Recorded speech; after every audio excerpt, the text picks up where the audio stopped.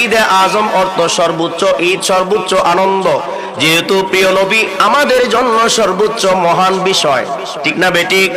দয়াময় আল্লাহ তাআলার পরে আসলে পরে বলতো বিষয়টা কেমন, কেননা প্রিয় নবীর আপন হলে আল্লাহর আপন হওয়া যায়। প্রিয় নবী থেকে বিচ্ছিন্ন মানে আল্লাহ থেকে বিচ্ছিন্ন। তাই প্রিয় নবী হলেন আমাদের জীবনের সর্বোচ্চ পাওয়া, প্রিয় নবী হলেন আমাদের জীবনের সর্বোচ্চ আপন, প্রিয় নবী হলেন আমাদের আত্মার মূল, জীবনের মূল। প্রিয় নবী হলেন জান্নাতের মাওলা, উম্মতের মালিক। প্রিয় নবী হলেন সৃষ্টির মূল, সবকিছুর মূল। প্রিয় নবীর পক্ষে যারা তারাই আল্লাহর পক্ষে, প্রিয় নবীর বিপক্ষে যারা তারাই আল্লাহর দুশমন, ঠিক না বেঠিক?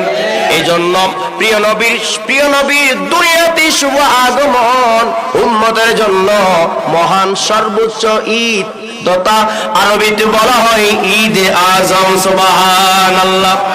তাই প্রিয় নবীর দুনিয়াতে শুভ আগমনের ঈদ উদযাপন, এটা হলো মূলত আল্লাহর শুকরিয়া আদায় করা। কেননা আমরা যখন প্রিয় নবীর আগমনের খুশি উদযাপন করব, এটা হলো আল্লাহর শুকরিয়া আদায় করব। আমরা ইসলাম পাওয়ার শুকরিয়া আদায় করলাম, আমরা দ্বীন পাওয়ার শুকরিয়া আদায় করলাম, কোরআন পাওয়ার শুকরিয়া আদায় করলাম, আল্লাহকে পাওয়ার শুকরিয়া আদায় করলাম, কলেমা বুঝার শুকরিয়া আদায় করলাম, ইসলাম পাওয়ার শুকরিয়া আদায় করলাম, জান্নাত লাভের শুকরিয়া আদায় করলাম, রহমত লাভের শুকরিয়া আদায় করলাম, ইবাদত পাওয়ার শুকরিয়া আদায় করলাম।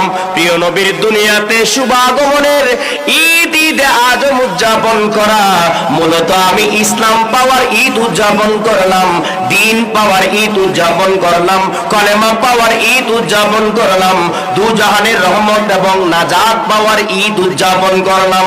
অতএব যারা মুমিন তারা অবশ্যই প্রিয় নবীর আগমনে ঈদ উদযাপন করবে, আর যারা মুমিন নয় তারা প্রিয় নবীর আগমনে ঈদ উদযাপনকে বেদাত আর শিরক বলে আল্লাহ এবং রাসূলের দুশমন হবে, ঠিক না বেঠিক? আমরা উদযাপন করি কি করি না?